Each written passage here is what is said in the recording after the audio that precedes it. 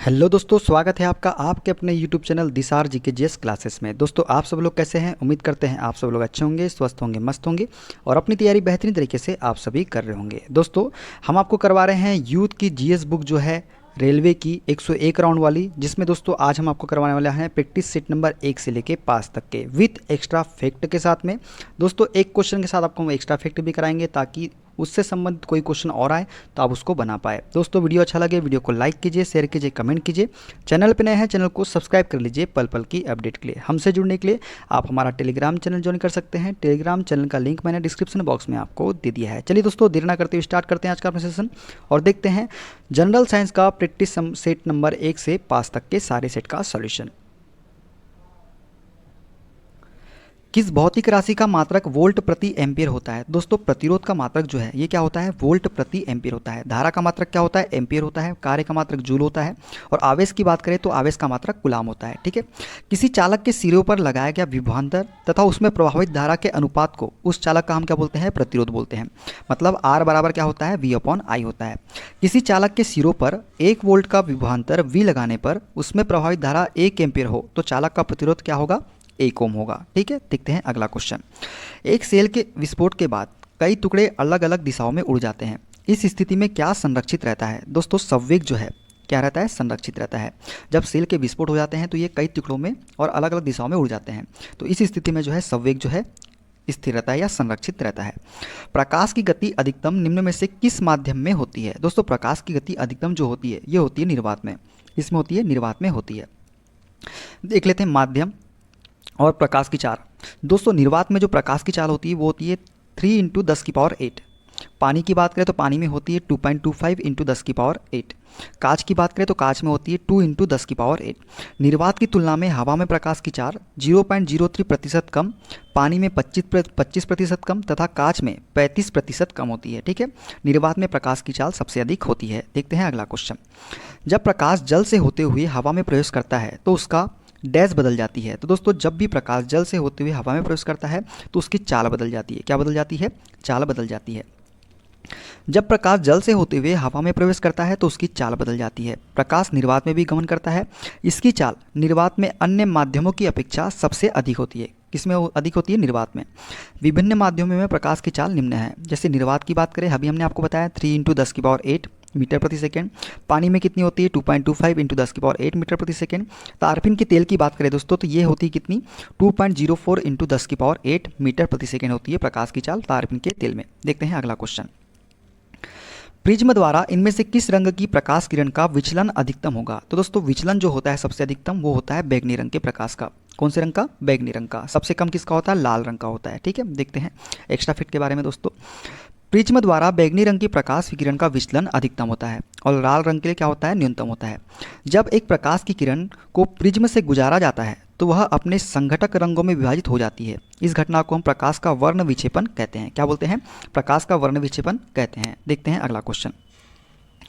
प्रत्येक 9 ओम के 3 प्रतिरोध समांतर क्रम में संयोजित है। उनका तुल्य प्रतिरोध ज्ञात कीजिए। दोस्तों, समांतर क्रम में हम जानते हैं 1/r बराबर क्या होता है? 1/r1 प्लस 1/r2 ऐसे ही 1/r3 होता है। अब दोस्तों, 9 ओम के 3 प्रतिरोध है। 9 ओम के कितने प्रतिरोध है? 3 प्रतिरोध है। तो इनको जब जोड़ेंगे दोस्तों तो क्या हो जाएगा? 1/r बराबर 1/9 प्लस 1/9 प्लस 1/9। एलसीएम लेंगे कितना आ जाएगा? 9 आ जाएगा। 1 प्लस 1 प्लस 1 कितना हो जाएगा? 3/9 हो जाएगा। 3 से काटेंगे 3 बार में। जब इसको पलटेंगे दोस्तों आर का मान कितना निकल के आ जाएगा? 3 ओम निकल के आ जाएगा। कितना आ जाएगा? 3 ओम। तो 3 ओम इसका राइट आंसर हो जाएगा। एक परिणामित्र का कोर पटलित क्यों करते हैं? अब एक चीज़ और समझा दें दोस्तों, इसमें देखिए दोस्तों, समांतर क्रम में क्या होता है? जो प्रतिरोध होता है तो उसका जब हम तुल्य प्रतिरोध जब निकालते हैं तो इस मान से तो कम ही आएगा, 9 ओम से तो कम ही आएगा। तो दोस्तों 27 ओम तो हो नहीं सकता, 18 ओम तो हो नहीं सकता और 9 ओम तो बिल्कुल नहीं होगा।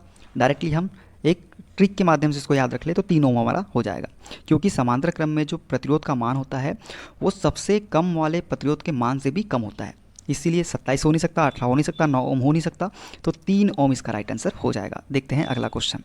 एक परिणामित्र का कोर पटलित क्यों करते हैं? दोस्तों, एक परिणामित्र मतलब ट्रांसफार्मर का कोर पटलित हम किस लिए करते हैं? तो भंवर धारा हानि को कम करने के लिए हम ट्रांसफार्मर के कोर को क्या करते हैं? पटलित करते हैं। ट्रांसफार्मर की कोर सिलिकॉन स्टील की बनाई जाती है तथा कोर को पटलित मतलब लेमिनेशन किया जाता है। जिससे ट्रांसफार्मर में होने वाली भंवर धारा हानि को कम किया जा सके। कोर की विशेषता निम्न होनी चाहिए, क्या क्या होनी चाहिए? उच्च चुंबकशीलता होनी चाहिए, कम हिस्टैरिसीस हानि होनी चाहिए, कम भंवर धारा हानि होनी चाहिए और उच्च विद्युत प्रतिरोधकता होनी चाहिए। किसकी? कोर की। एएफ, आईएफ और पीएफ ट्रांसफार्मर की कोर में फेराइट कोर का उपयोग हम करते हैं। कौन सी कोर का? फेराइट कोर का। देखते हैं अगला क्वेश्चन। निम्नलिखित में से अलेक्जेंडर ग्राहम बेल द्वारा किसका आविष्कार किया गया था? दोस्तों अलेक्जेंडर ग्राहम बेल के द्वारा जो है टेलीफोन का आविष्कार किया गया था। बात करें एक्स्ट्रा फैक्ट के बारे में दोस्तों, तो टेलीफोन का आविष्कार अलेक्जेंडर ग्राहम बेल द्वारा किया गया था। इसके अतिरिक्त optical fibre system, photophone Bell और डेसिबल यूनिट आदि के आविष्कार का श्रेय भी इन्हें ही दिया जाता है। बल्ब के लिए एडिशन एवं रेल इंजन के आविष्कारक कौन थे? जेम्स वाट थे। बल्ब के आविष्कारक कौन थे? एडिशन। और रेल इंजन के आविष्कारक कौन थे? जेम्स वाट थे। देखते हैं अगला क्वेश्चन। निम्नलिखित में से शरीर विज्ञान एवं चिकित्सा की वह कौन सी शाखा है जो पुरुषों के विशिष्ट रोगों एवं स्थितियों से संबंधित है? तो दोस्तों शरीर विज्ञान एवं चिकित्सा की वह शाखा जो है वो हो जाएगी एंड्रोलॉजी। एंड्रोलॉजी जो है पुरुषों के विशिष्ट रोगों एवं स्थितियों से संबंधित है। अब सभी काम एक एक करके देख लेते हैं। दोस्तों एंड्रोलॉजी जो है ये पुरुषों में बाझपन व यौन रोगों का अध्ययन इसमें किया जाता है। बायो इकोलॉजी की बात करें तो प्राकृतिक वातावरण में रहने वाले जीवों के बीच अंतः संबंधों का अध्ययन बायो इकोलॉजी में हम करते हैं। एस्टाकोलॉजी की बात करें तो क्रेफिश का अध्ययन जो है इसमें किया जाता है। डेस्मोलॉजी की बात करें तो शरीर रचना के अंतर्गत स्नायु बंधन मतलब लिगामेंट का अध्ययन इसके अंतर्गत किया जाता है। किसके द्वारा? डेस्मोलॉजी के द्वारा। मानव नरों में मौजूद लिंग गुणसूत्र XY है, इनके बीच क्या अंतर होता है? तो दोस्तों मानव नर में मौजूद लिंग जो होता है वो क्या होता है? गुणसूत्र XY होता है। इनके बीच प्रमुख अंतर जो होता है वो होता है X गुणसूत्र बड़ा होता है जबकि Y गुणसूत्र क्या होता है? छोटा होता है। ठीक है, देखते हैं अगला क्वेश्चन। मानव नरों में मौजूद लिंग गुणसूत्र XY होता है, X गुणसूत्र बड़ा होता है जबकि Y गुणसूत्र क्या होता है? छोटा होता है। X और Y गुणसूत्र किसी व्यक्ति के जैविक लिंग का निर्धारण करते हैं। महिलाओं में XX गुणसूत्र होता है और पुरुषों में क्या होता है? XY गुणसूत्र होता है। यह आपको याद रखना है। देखते हैं अगला क्वेश्चन। भोजन नली की दीवारों के संकुचन और प्रसरण को डैश गति कहा जाता है। दोस्तों भोजन नली की दीवारों के संकुचन और प्रसरण को जो है हम क्रमाकुंचन गति कहते हैं। कौन सी गति कहते हैं? क्रमानुकुंचन गति कहते हैं। बात करते हैं एक्स्ट्रा फैक्ट के बारे में दोस्तों, तो भोजन नली की दीवारों के संकुचन और प्रसरण को हम क्रमाकुंचन गति कहते हैं। मुख गुहा से लार से सना हुआ भोजन निग द्वार के द्वारा ग्रास नली में पहुंचता है। ग्रास नली एक लंबी नली होती है जो अमाशय में खुलती है। इसकी दीवार पेशीय या संकुचनशील होती है। भोजन के पहुंचते ही ग्रास नली की दीवार में तुरंग की तरह संकुचन मतलब तरंग की तरह संकुचन या सिकुड़न और शिथिलन या फैलाव शुरू होता है, जिसे हम बोलते हैं क्रमानुकुंचन। देखते हैं अगला क्वेश्चन। डैश गुर्दे की नलिका की परत में मौजूद होती है। दोस्तों गुर्दे की नलिका के परत में जो मौजूद होती है वो क्या है? क्यूबोडाइल एपिथेलियम। क्या है? क्यूबोडाइल एपिथेलियम जो है गुर्दे की नलिका की परत में मौजूद होती है। क्यूबोडाइल एपिथेलियम गुर्दे की नलिका की परत में मौजूद होती है। इन क्यूबोडाइल कोशिकाओं में बड़े गोलाकार और केंद्रीय नाभिक होते हैं। क्या होते हैं? इनमें बड़े गोलाकार और केंद्रीय नाभिक होते हैं। किसमें? क्यूबोडाइल कोशिकाओं में। क्यूबोडाइल कोशिकाएं गुर्दा नलिकाएं, ग्रंथियों की नलिकाओं, अंडाशय और थायराइड ग्रंथि में भी पाई जाती है। ठीक है, देखते हैं अगला क्वेश्चन। मानव शरीर का कौन सा अंग अंडे को अंडाशय से गर्भाशय तक ले जाता है? तो दोस्तों अंडे को अंडाशय से गर्भाशय तक जो ले जाता है वो ले जाती है फेलोपियन ट्यूब। फेलोपियन ट्यूब जो है ये अंडे को अंडाशय से गर्भाशय तक ले जाता है। ठीक है, फेलोपियन ट्यूब की बात करें दोस्तों तो फेलोपियन ट्यूब में शुक्राणु और अंडाणु मिलकर भ्रूण का निर्माण करते हैं जो गर्भधारण का प्रथम चरण होता है। फेलोपियन ट्यूब का एक सिरा बच्चेदानी में खुलता है तथा दूसरा सिरा अंडाशय के ऊपर खुलता है। यह अंडे को अंडाशय से गर्भाशय तक ले जाने के लिए कार्य करता है। ठीक है, देखते हैं अगला क्वेश्चन। निम्नलिखित में से कौन सी बीमारी जीवाणुओं के कारण होती है? दोस्तों जीवाणुओं के कारण जो बीमारी होती है वो होती है एंथ्रेक्स। एंथ्रेक्स जो है ये जीवाणु के कारण होने वाली बीमारी है। अब सभी काम एक एक करके देख लेते हैं दोस्तों। जीवाणुओं द्वारा होने वाली बीमारी और विषाणुओं द्वारा होने वाली बीमारी। जीवाणु के द्वारा दोस्तों एंथ्रेक्स, हैजा, क्षय रोग, काली खांसी, डिप्थीरिया, टिटनेस और टाइफाइड ये किसके द्वारा होता है? जीवाणु के द्वारा होता है। ठीक है, बात करते हैं उसी प्रकार विषाणु के द्वारा तो बड़ी माता, रेबीज, एड्स, इन्फ्लुएंजा, चेचक, खसरा और पोलियो जो हो गया ये विषाणु के द्वारा होने वाली बीमारी है। निम्नलिखित में से कौन सा एक कोष की हरित शैवाल है? तो दोस्तों एक कोष की हरित शैवाल जो है यह है क्लेमाइडोमोनास। क्या है?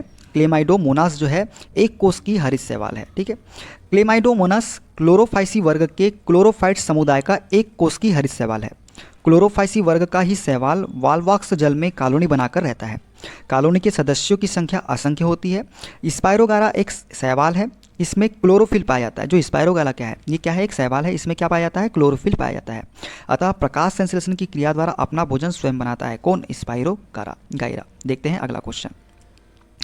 पौधे भविष्य के लिए खाद को बीज के डैश में संग्रहित करते हैं। तो दोस्तों पौधे भविष्य के लिए खाद को बीज के कोटिलेडॉन के रूप में संग्रहित करते हैं। किसके रूप में, कोटिलेडॉन के में संग्रहित करते हैं। किसके लिए, भविष्य के खाद को, बीज के लिए, ठीक है।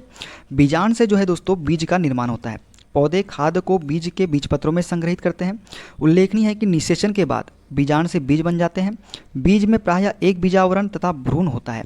भ्रूण में एक मूलांकुर, एक भ्रूणी अक्ष तथा एक अथवा दो चना या मटर के जैसे बीजपत्र होते हैं, ठीक है। देखते हैं अगला क्वेश्चन। फूल में पुष्प योनि क्या है। दोस्तों फूल में जो पुष्प योनि होती है ये मादा जनन तंत्र होती है। क्या होती है, मादा जनन तंत्र होती है। पुष्प में स्त्री केसर मादा जनन का भाग होता है। जो पुष्प होता है इसमें स्त्री केसर क्या होता है, मादा जनन का भाग होता है। जायांग जो है ये पुष्प योनि पुष्प के स्त्री जनन अंग का प्रतिनिधित्व करता है। कौन, जायांग। जायांग एक स्त्री केसर या बहु स्त्री केसर हो सकते हैं। प्रत्येक स्त्री केसर में 3 भाग होते हैं दोस्तों। एक होता है वर्तिकाग्र, दूसरा होता है वर्तिका और तीसरा क्या होता है, अंडाशय होता है। देखते हैं अगला क्वेश्चन। पसीने वाली ग्रंथियां मानव शरीर के किस अंग में मौजूद होती है। दोस्तों पसीने वाली ग्रंथियां जो है ये मानव शरीर के त्वचा में मौजूद होती है। किसमें, त्वचा में। पसीने वाली ग्रंथियां दोस्तों मानव शरीर की त्वचा में मौजूद होती है। त्वचा में पाई जाने वाली स्वेद ग्रंथियों से पसीने का स्राव होता है। इन्हें पोक्राइन स्वेद ग्रंथि, पसीना ग्रंथि कहते हैं। पसीने में 99% पानी और थोड़ी नमक मात्रा में नमक, प्रोटीन और यूरिया होते हैं। देखते हैं अगला क्वेश्चन। निम्नलिखित में से किसके अणुओं के बीच आकर्षण बल अधिकतम होता है। दोस्तों आकर्षण बल अधिकतम जो होता है ये ठोस के अणुओं के बीच होता है। किसके बीच होता है, ठोस के अणुओं के बीच। ठोस पदार्थ की एक अवस्था है जिसकी पहचान पदार्थ की संरचनात्मक दृढ़ता और विकृति, आकार, आयतन और स्वरूप में परिवर्तन के प्रति प्रत्यक्ष विरोध के गुण के आधार पर की जाती है। ठोस पदार्थों में उच्च यंग मापांक और अपरूपता मापांक होते हैं। जो ठोस पदार्थ होते हैं दोस्तों इसमें क्या होता है, उच्च यंग मापांक होते हैं और अपरूपता मापांक होते हैं। ठोस के अणुओं के बीच आकर्षण बल अधिकतम होता है। द्रव के अणुओं के बीच आकर्षण बल जो है ठोस के अणुओं से कम तथा गैस के अणुओं के बीच आकर्षण बल सबसे कम होता है, ठीक है। देखते हैं अगला क्वेश्चन। 25 ग्राम में सल्फ्यूरिक अम्ल के कितने मोल होते हैं। दोस्तों 25 ग्राम में सल्फ्यूरिक अम्ल के कितने मोल होते हैं हमको ये बताना है। दोस्तों सल्फ्यूरिक अम्ल जानते हैं हम क्या होता है, H2SO4 होता है। दोस्तों इसमें हाइड्रोजन का जो अनुभार होता है वो कितना होता है, हाइड्रोजन की द्रव्यमान संख्या कितनी होती है, 1 होती है। क्या होती है, हाइड्रोजन की द्रव्यमान संख्या 1 होती है, ठीक है। एटम ऑफ मास कितना होता है, 1 होता है। दोस्तों हाइड्रोजन के कितने अणु हैं, 2 है। तो एटॉमिक मास इंटू द्रव्यमान संख्या इंटू एटॉमिक मास इंटू कितने अणु है, 2 इंटू प्लस सल्फर की बात करें दोस्तों इसका कितना होता है एटॉमिक मास, तो 32 होता है। कितना होता है, तो ये 32 होता है। तो प्लस 32 प्लस 4 अणु है दोस्तों ऑक्सीजन के, और ऑक्सीजन का एटॉमिक मास कितना होता है, 16 होता है। तो 16 इंटू 4 हम करेंगे। इसको जब करेंगे 2 इंटू 1 2 हो जाएगा, 2 प्लस 32 प्लस 64। इसको जब जोड़ेंगे दोस्तों तो कितना आ जाएगा, 4 2 6 2 8 6 3 9, तो 98 U। तो जो है 25 ग्राम में सल्फ्यूरिक अम्ल के मोल जो होंगे वो कितने होंगे, 98 U। तो हमारा क्या निकल के आ गया दोस्तों, अनुभार हमको निकल के आ गया। ये तो हमारा अनुभार निकल के आया दोस्तों। अब दोस्तों हमको निकालना है मोलों की संख्या। तो दोस्तों अनुभार हमने कितना निकाल लिया, 98 ग्राम, और सल्फ्यूरिक अम्ल H2SO का भार कितना दिया है हमको, 25 ग्राम को दिया गया है। तो मोलों की संख्या क्या होती है, मोलों की संख्या होती है दोस्तों पदार्थ का ग्राम में भार और पदार्थ का अनुभार। पदार्थ का ग्राम में भार कितना है, 25 है, और अनुभार कितना निकाले हमने, 98 निकाले। जब इसको काटेंगे दोस्तों तो कितना निकल के आ जाएगा, 0.255 मोल हमारा निकल के आ जाएगा। तो 25 ग्राम सल्फ्यूरिक अम्ल में H2SO4 के 0.255 मोल होते हैं। देखते हैं अगला क्वेश्चन। पानी के 5 अणुओं का द्रव्यमान क्या होता है। दोस्तों पानी के 5 अणुओं का द्रव्यमान हमको बताना है। दोस्तों पानी का आणविक द्रव्यमान बराबर क्या होता है, 2 इंटू हाइड्रोजन की द्रव्यमान संख्या प्लस ऑक्सीजन की द्रव्यमान संख्या। दोस्तों 2 इंटू हाइड्रोजन की द्रव्यमान संख्या कितनी होती है, 1 होती है, प्लस ऑक्सीजन की द्रव्यमान संख्या कितनी होती है, 16 होती है। तो ये हो जाएगा 2 + 16, तो कितना हो जाएगा, 18 हमारा आ जाएगा। कितना आ जाएगा, 18 यूनिट। तो इसका 18 यूनिट हमारा निकल के आ गया पानी का आणविक द्रव्यमान। कितना निकल के आ गया, पानी का आणविक द्रव्यमान कितना निकल के आया, 18। अब दोस्तों एक अणु का निकल के आया, हमको बताना है कितने, 5 अणु का। तो 18 इंटू 5 कर देंगे तो 18 पंचे कितना हो जाएगा, 90 यूनिट हो जाएगा। कितना हो जाएगा, 90 यूनिट। देखते हैं अगला क्वेश्चन। सबसे बाहरी ऑर्बिट में डैश में इलेक्ट्रॉन की संख्या एक समान होती है। तो दोस्तों सबसे बाहरी ऑर्बिट में जो है किसकी इलेक्ट्रॉन संख्या एक समान होती है, तो आर्सेनिक और बिस्मथ की, किसकी? आर्सेनिक और बिस्मथ की इलेक्ट्रॉन संख्या एक समान होती है सबसे बाहरी ऑर्बिट में। सबसे बाहरी ऑर्बिट में आर्सेनिक और तथा बिस्मथ में इलेक्ट्रॉनों की संख्या एक समान होती है, क्योंकि ये दोनों एक ही वर्ग के सदस्य हैं जिनके बाह्य कोश में इलेक्ट्रॉनों की संख्या समान होती है। कितनी होती है? 5 होती है। ठीक है, देखते हैं अगला क्वेश्चन। N2 के अणुओं में डैश होता है। दोस्तों N2 मतलब नाइट्रोजन के अणुओं में क्या होता है? तो दोस्तों नाइट्रोजन के दो परमाणुओं के बीच तीरा बंध होता है। N2 के अणुओं में नाइट्रोजन के दो परमाणुओं के बीच तीरा बंध होता है नाइट्रोजन के अणुओं में। ठीक है, नाइट्रोजन की बात करें दोस्तों तो नाइट्रोजन आवर्त सारणी के समूह 15 का अधातु तत्व है। यह एक रंगहीन, गंधहीन, स्वादहीन गैस है जो पृथ्वी के वायुमंडल में सबसे अधिक मात्रा में पाया जाने वाला तत्व है और सभी जीवित पदार्थों का एक घटक है। नाइट्रोजन के दो परमाणुओं के बीच तीरा बंध होता है और नाइट्रोजन की खोज स्कॉटिश चिकित्सक डेनियल रदरफोर्ड ने 1772 ईस्वी में की थी। देखते हैं अगला क्वेश्चन। इनमें से कौन सा विलयन पीएच पेपर को नीला कर देता है? तो दोस्तों पीएच पेपर को नीला जो करेगा वो क्या करेगा? Sodium hydroxide. सोडियम हाइड्रोक्साइड जो है पीएच पेपर को नीला कर देगा। ठीक है, बात करें एक्स्ट्राफेट के बारे में दोस्तों, तो सोडियम हाइड्रोक्साइड का विलयन एक क्षारीय विलयन है जिस कारण यह लाल लिटमस पेपर को क्या कर देता है? नीला कर देता है। देखते हैं अगला क्वेश्चन। शुष्क बर्फ क्या है दोस्तों? तो शुष्क बर्फ दोस्तों ठोस कार्बन डाइऑक्साइड को हम शुष्क बर्फ बोलते हैं। बात करते हैं एक्स्ट्राफेट के बारे में दोस्तों, तो शुष्क बर्फ सामान्यतः ठोस कार्बन डाइऑक्साइड होती है। शुष्क बर्फ को कार्बन डाइऑक्साइड गैस को अत्यधिक दाब पर ठंडा करके बनाया जाता है। जो शुष्क बर्फ को है ये कार्बन डाइऑक्साइड गैस को अत्यधिक दाब पर ठंडा करके हम बनाते हैं। शुष्क बर्फ पिघलती नहीं है, यह सीधे ठोस से वाष्प में बदल जाती है जिसे ऊर्ध्वपातन की प्रक्रिया हम कहते हैं। जो शुष्क बर्फ होती है दोस्तों ये पिघलती नहीं है, ये क्या होती है? सीधे ठोस से क्या हो जाती है? गैस में परिवर्तित हो जाती है और ठोस से गैस में परिवर्तन होता है तो इसे हम क्या बोलते हैं? ऊर्ध्वपातन की प्रक्रिया हम बोलते हैं। विद्युत आवेश का एसआई मात्रक क्या होता है? दोस्तों विद्युत आवेश का एसआई मात्रक जो होता है वो होता है कूलाम। वोल्ट है विभवांतर का मात्रक, किलोग्राम किसका है? द्रव्यमान का, और केल्विन किसका है? तापमान का है। ठीक है, अब बात करते हैं विद्युत आवेश के बारे में दोस्तों। पदार्थों को परस्पर रगड़ने से उनमें आकर्षित करने का गुण उत्पन्न हो जाता है तथा उनमें संचित गुण को हम क्या बोलते हैं? आवेश बोलते हैं। आवेश कितने प्रकार के होते हैं? तो आवेश दो प्रकार के होते हैं दोस्तों, एक होता है धनावेश और एक होता है ऋणावेश। इन्हें यह नाम अमेरिकी वैज्ञानिक बेंजामिन फ्रैंकलिन ने दिया था। इसका एसआई मात्रक क्या होता है? कूलाम होता है। ठीक है, देखते हैं अगला क्वेश्चन। वेग में परिवर्तन या लगने वाला समय, वेग में परिवर्तन बटे लगने वाला समय क्या कहलाता है? तो ये त्वरण कहलाता है। क्या कहलाता है? त्वरण कहलाता है। किसी पिंड के वेग में परिवर्तन की दर को हम क्या बोलते हैं? त्वरण कहते हैं। यह एक कैसी राशि है? तो यह एक सदिश राशि है। इसका मात्रक क्या होता है? मीटर प्रति वर्ग सेकेंड, अर्थात मीटर प्रति सेकेंड स्क्वायर होता है त्वरण का मात्रक। त्वरण बराबर क्या होता है? वेग में परिवर्तन बटे समय। देखते हैं अगला क्वेश्चन। गहरे समुद्र में पानी का रंग नीला किसके कारण दिखाई देता है? दोस्तों गहरे समुद्र में पानी का रंग नीला जो है ये प्रकाश के प्रकीर्णन के कारण दिखाई देता है। किसके कारण? प्रकाश के प्रकीर्णन के कारण।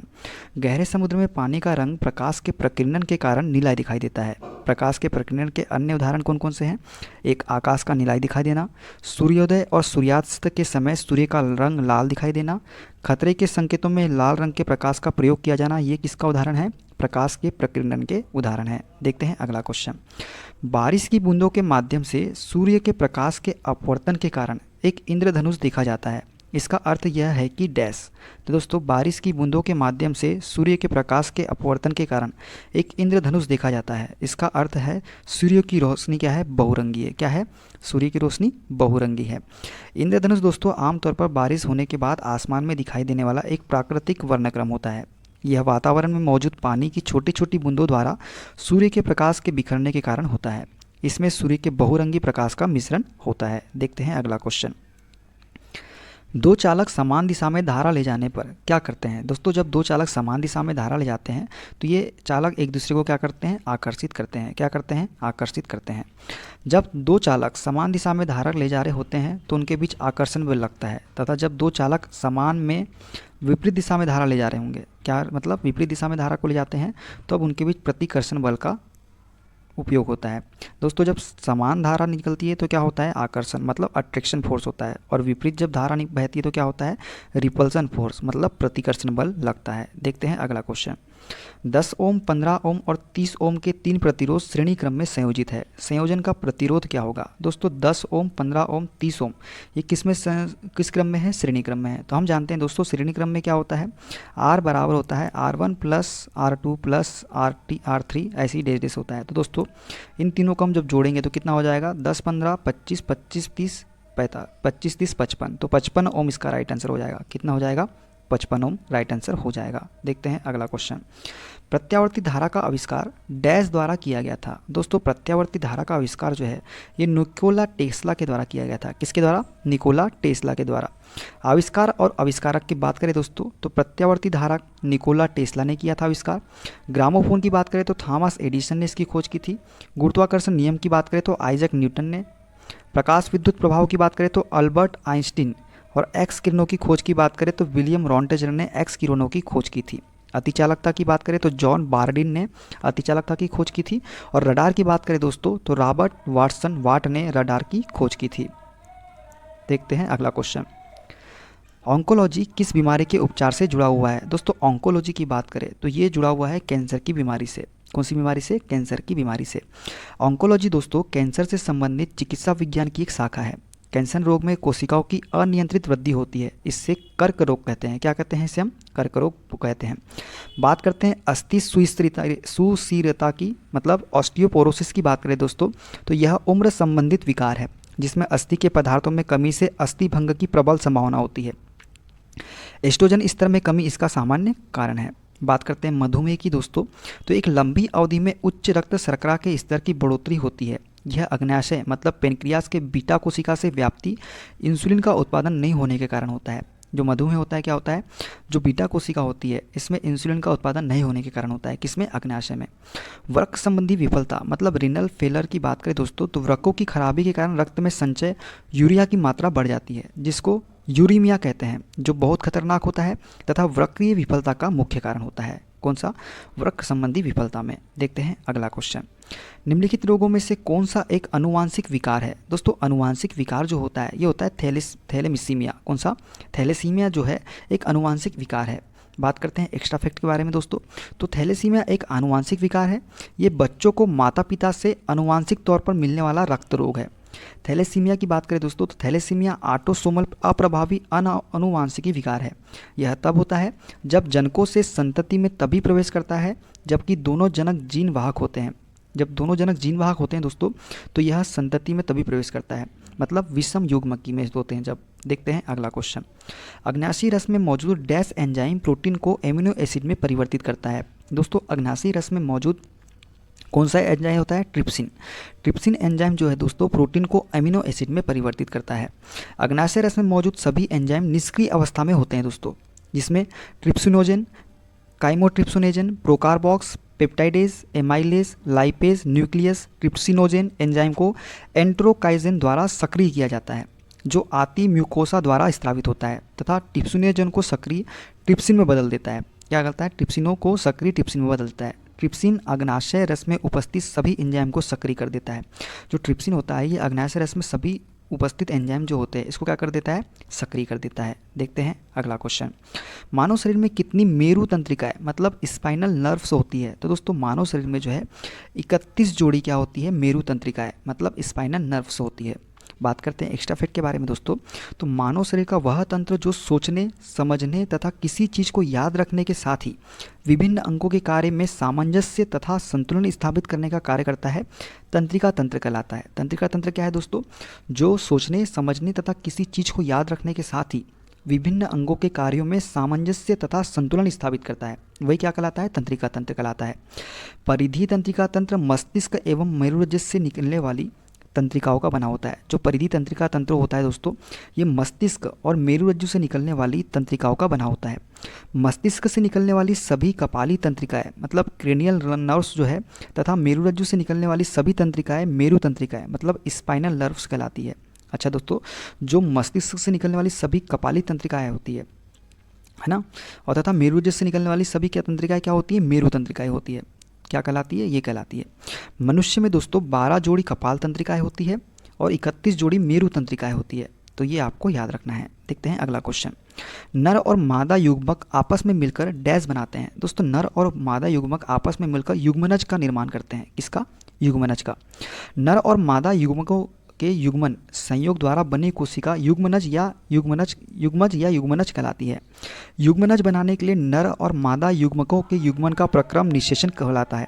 क्या कहलाता है प्रक्रम? ये निषेचन कहलाता है। जब नर और मादा युग्मकों के युग्मन का प्रक्रम होता है तो क्या कहलाता है? निषेचन कहलाता है। यह कहाँ विकसित होता है? तो यह भ्रूण में विकसित होता है दोस्तों। देखते हैं अगला क्वेश्चन। निद्रालुता रोग मतलब स्लीपिंग सिकनेस इनमें से किसके कारण होता है? दोस्तों स्लीपिंग सिकनेस जो है ये होता है सीसी मक्खी के कारण। कौन सी मक्खी के कारण? सीसी मक्खी के कारण। निद्रालुता रोग या स्लीपिंग सिकनेस जिसे ट्रिपेनोसोमाइसिस के रूप में भी जाना जाता है, ये एक वेक्टर जनित परजीवी रोग है। यह जीन्स ट्रिपेनोसोमा से संबंधित प्रोटोजोआ परजीवी के संक्रमण के कारण होता है। ये सीसी मक्खी के काटने से मनुष्य में संचारित होते हैं। यह मक्खी उप सहारा देशों में पाई जाती है। कहाँ पाई जाती है? उप सहारा देशों में। देखते हैं अगला क्वेश्चन। निम्नलिखित में से किसे पादप जगत का उभयचर कहा जाता है? दोस्तों पादप जगत का उभयचर जो है ये हम बोलते हैं ब्रायोफाइट्स को। किसको बोलते हैं? ब्रायोफाइट्स को। ब्रायोफाइट्स को दोस्तों पादप जगत का उभयचर कहा जाता है। ब्रायोफाइट एक गैर संवहनी पौधा है जो हरा बीज रहित होता है और काई, लीवरवार्स या हार्नवार्स परिवार से संबंधित है।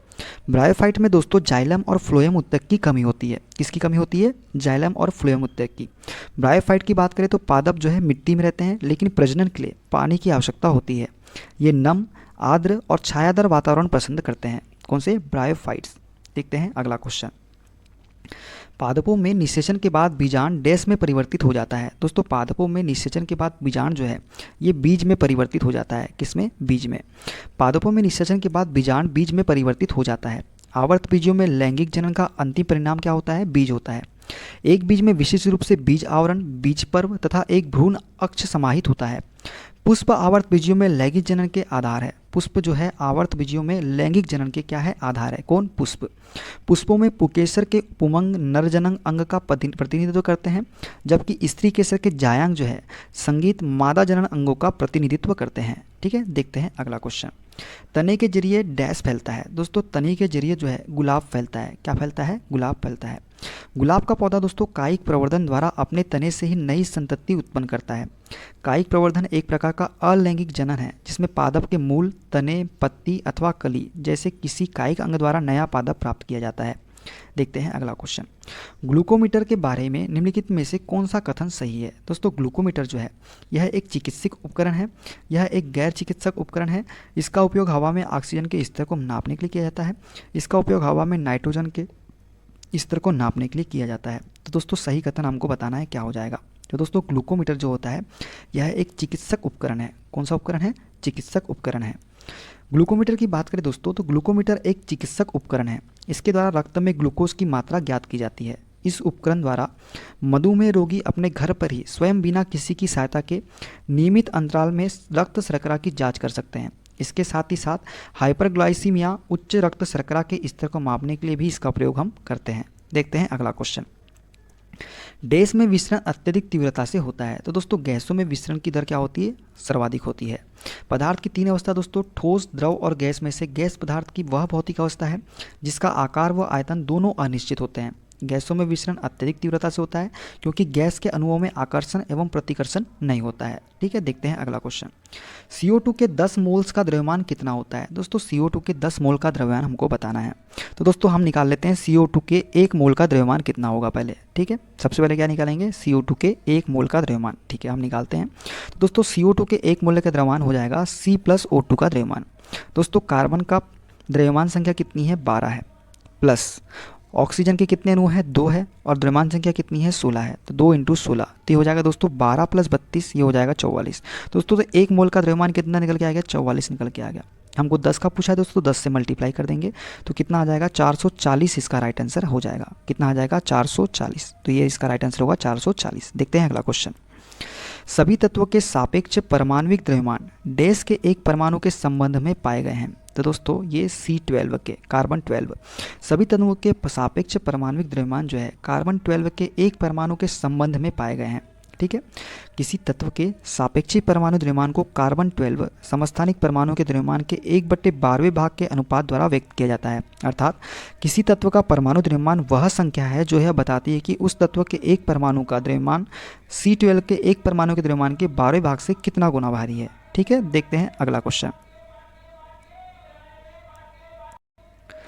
इलेक्ट्रॉनिक विन्यास 2 6 वाले तत्व की पहचान करें। दोस्तों इलेक्ट्रॉनिक विन्यास 2 6 वाला तत्व हो जाएगा ऑक्सीजन। 6 और 2 कितना 8, 8 किसकी होती है, ऑक्सीजन का होता है।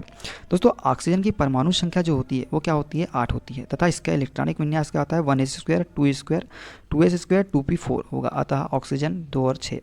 क्लोरीन की बात करें दोस्तों तो क्लोरीन की परमाणु संख्या कितनी होती है, 17 होती है, तथा इलेक्ट्रॉनिक विन्यास क्या होता है, 1s square 2s2 2p6 3s2 3p5। Nitrogen की परमाणु संख्या कितनी होती है, 7 होती है, इलेक्ट्रॉनिक विन्यास क्या होता है, 1s2 2s2 और 2p3। देखते हैं अगला क्वेश्चन। साइक्लोहेक्सेन में CC बंध, कार्बन कार्बन बंध और कार्बन हाइड्रोजन बंध होते हैं, इस प्रकार कुल डैश सह संयोजित बंध होते हैं। तो दोस्तों साइक्लोहेक्सेन में कार्बन कार्बन बंध और कार्बन हाइड्रोजन बंध होते हैं, इस प्रकार कुल जो है 6, 12 और 18 सह संयोजी बंध होते हैं। ठीक है, साइक्लोहेक्सेन की बात करें दोस्तों एक संतृप्त हाइड्रोकार्बन यौगिक है, क्योंकि इसमें कार्बन कार्बन परमाणुओं के बीच एकल आबंध होते हैं। अब दोस्तों देखो कार्बन की ये कार्बन है, ये कार्बन है, ये कार्बन है, ये कार्बन है, ये कार्बन, इनके बीच क्या है, एकल आबंध दिख रहा है आपको। ठीक है, एकल आबंध है कार्बन कार्बन के बीच में। ठीक है, उसी प्रकार साइक्लोहेक्सेन में कुल 18 एकल बंध होते हैं, 6 कार्बन कार्बन बंध और 12 कार्बन हाइड्रोजन बंध होते हैं। कितने होते हैं, 12 कार्बन हाइड्रोजन बंध। अच्छा देख लेते हैं कार्बन हाइड्रोजन बंध कौन कौन से। देखिए दोस्तों ये 2 हो गया, ये 4 हो गया, ये 6 हो गया, ये 8 हो गया, ये 10 हो गया और ये 12 हो गया। तो कार्बन हाइड्रोजन आबंध कितने होते हैं, 12 होते हैं। और कार्बन कार्बन बंध ये हमने बता दिया, 1 हो गया, 2 हो गया, 3 हो गया, 4 हो गया, 5 हो गया, 6 हो गया। इस प्रकार दोस्तों कुल 18 एकल बंध। ठीक है, ठीक है, देखते हैं अगला क्वेश्चन। जब सोडियम बाइकार्बोनेट को पीएच पेपर की पट्टी पर रखा जाता है तो पट्टी का रंग डैश हो जाता है। तो दोस्तों जब सोडियम बाइकार्बोनेट को पीएच पेपर की पट्टी पर रखा जाता है तो पट्टी का रंग परिवर्तित नहीं होता है। ठीक है, अब क्यों नहीं होता है, हम उसका रीज़न देखते हैं। जब सोडियम बाइकार्बोनेट को पीएच पेपर की पट्टी पर रखा जाता है तो पट्टी का रंग परिवर्तित नहीं होता है। ठीक है, देखते हैं अगला क्वेश्चन। इनमें से किस यौगिक का उपयोग बोरेक्स के निर्माण में किया जाता है। दोस्तों बोरेक्स के निर्माण में हम उपयोग करते हैं धावन सोडा का। किसका, धावन सोडा का। धावन सोडा का उपयोग दोस्तों बोरेक्स के निर्माण में किया जाता है। इसका रासायनिक नाम सोडियम कार्बोनेट है। यह एक अकार्बनिक यौगिक है। यह एक सामान्य लवण है जिनका जलीय घोल क्षारीय होता है।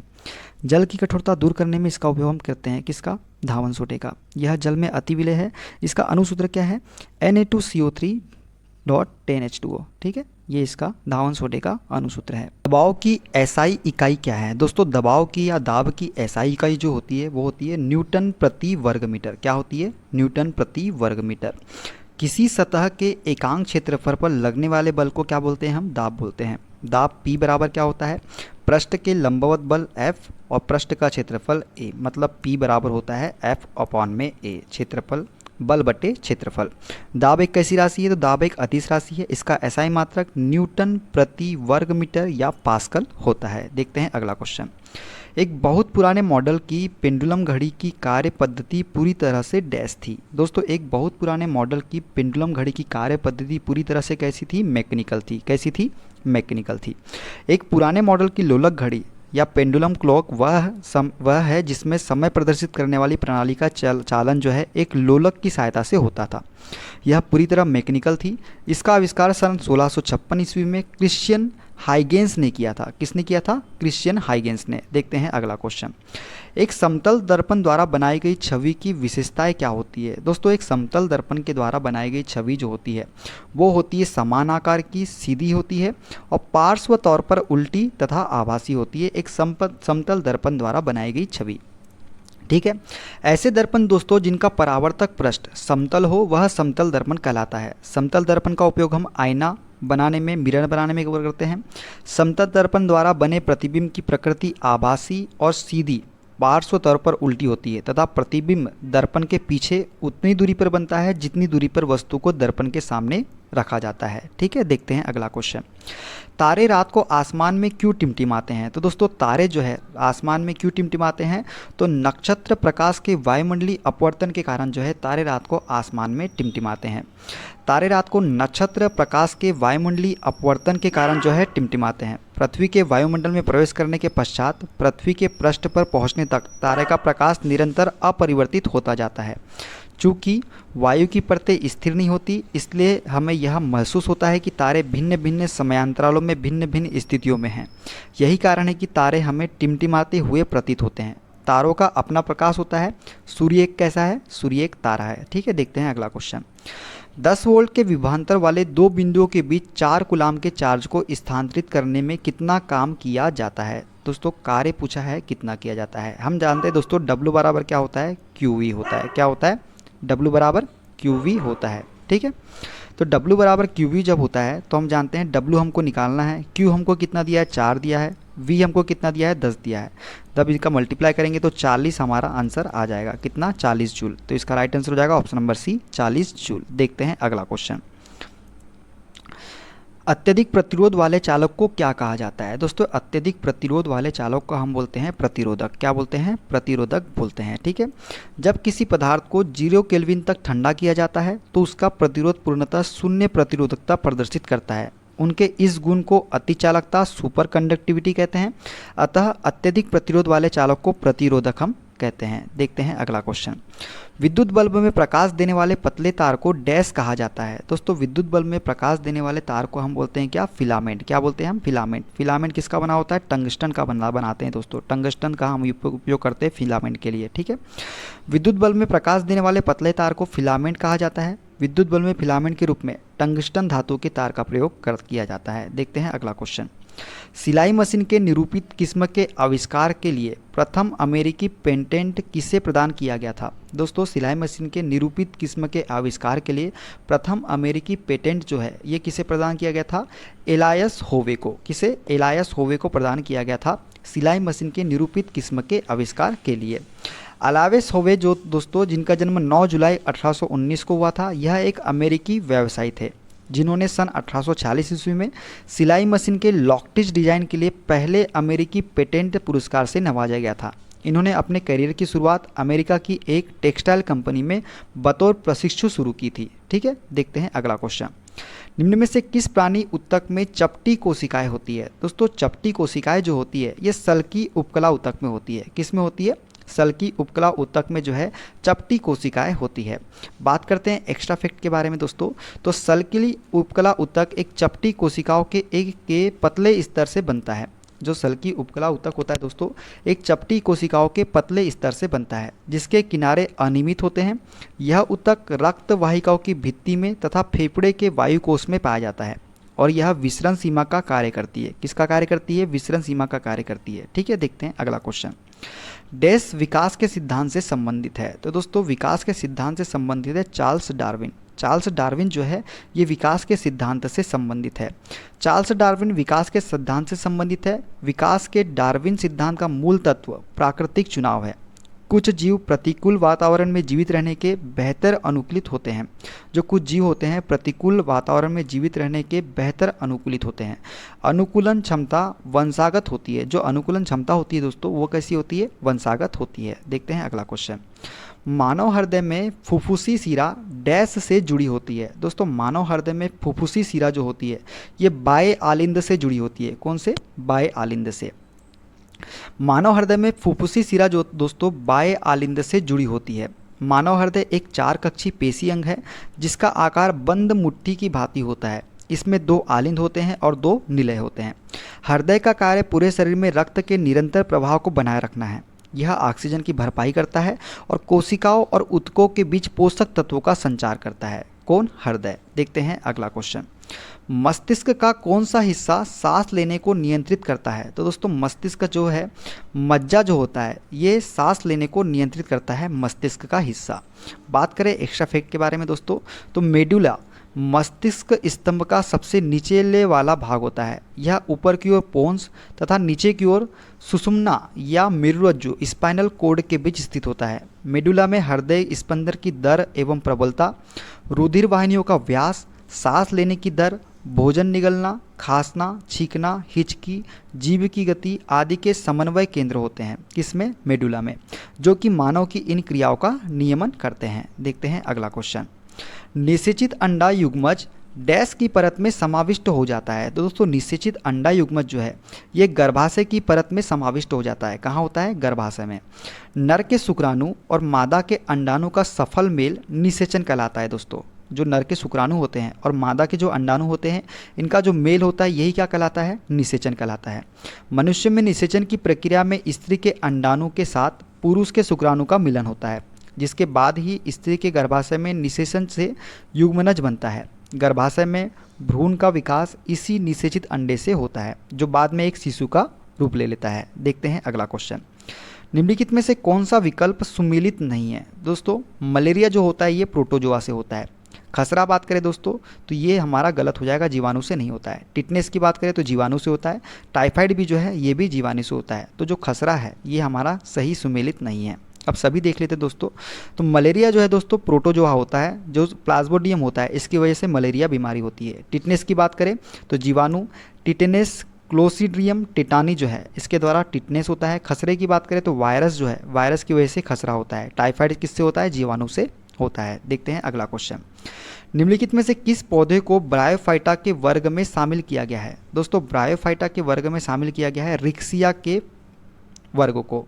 ठीक है, रिक्सिया जो है, रिक्सिया पौधे को ब्रायोफाइटा के वर्ग में शामिल किया गया है। बात करते हैं एक्स्ट्रा फिट के बारे में। तो रिक्सिया ब्रायोफाइटा के अंतर्गत आता है। ये नम भूमि पेड़ के तनों, चट्टानों आदि पर उगते हैं। जबकि यूलोथ्रिक्स तथा क्लेडोफोरा जो है ये शैवाल वर्ग के अंतर्गत आते हैं और मार्सिलिया टेरिडोफाइटा वर्ग के अंतर्गत आता है। जो मार्सिलिया किसके अंतर्गत आता है? टेरिडोफाइटा वर्ग के अंतर्गत। गार्ड कोशिकाएं किस प्रक्रिया में शामिल होती है? जो दोस्तों जो गार्ड कोशिकाएं होती है ये वाष्प उत्सर्जन के प्रक्रिया में शामिल होती है। किसमें? वाष्प उत्सर्जन की प्रक्रिया में शामिल होती है गार्ड कोशिकाएं। गार्ड कोशिकाएं दोस्तों वाष्पोत्सर्जन की प्रक्रिया में शामिल होती है। ये कोशिकाएं पत्तियों, तने और अन्य अंगों के बाह्य त्वचा में स्थित विशेष कोशिकाएं होती है, जिनका उपयोग गैस के आदान प्रदान को नियंत्रित करने के लिए करते हैं। किसका? गार्ड कोशिकाओं का उपयोग। देखते हैं अगला क्वेश्चन। एक पौधे में इनमें से क्या एक चीज बीज में परिवर्तित होता है? तो दोस्तों बीज में परिवर्तित होता है कौन? बीजांड। बीजांड जो है ये बीज में परिवर्तित होता है। निषेचन के पश्चात दोस्तों अंडाशय फल में, बीजांड जो है बीज में, अंडाशय भित्ति ओवेरी वाल जो है फल भित्ति में क्रमशः परिवर्तित हो जाते हैं। फिर से एक बार बता देते हैं हम आपको। अंडाशय किस में होता है? फल में होता है। बीजांड किस में परिवर्तित होता है? बीज में होता है। अंडाशय भित्ति ओवेरी वाल किस में होती है? तो फल भित्ति फ्रूट वाल में परिवर्तित हो जाते हैं। ठीक है, देखते हैं अगला क्वेश्चन। भारत के मवेशी रोग निगरानी एवं पूर्वानुमान प्रणाली का नाम क्या है? दोस्तों भारत के मवेशी रोग निगरानी एवं पूर्वानुमान प्रणाली का नाम है बायोसेफ्टी लेबोरेटरी। क्या बोलते हैं? बायोसेफ्टी लेबोरेटरी जो है भारत के मवेशी रोग निगरानी एवं पूर्वानुमान प्रणाली का नाम है। भारत के मवेशी रोग निगरानी एवं पूर्वानुमान प्रणाली का नाम जो है बायोसेफ्टी लेबोरेटरी है। यह राष्ट्रीय वनस्पति अनुसंधान संस्थान लखनऊ में स्थित है। कहाँ स्थित है? लखनऊ में।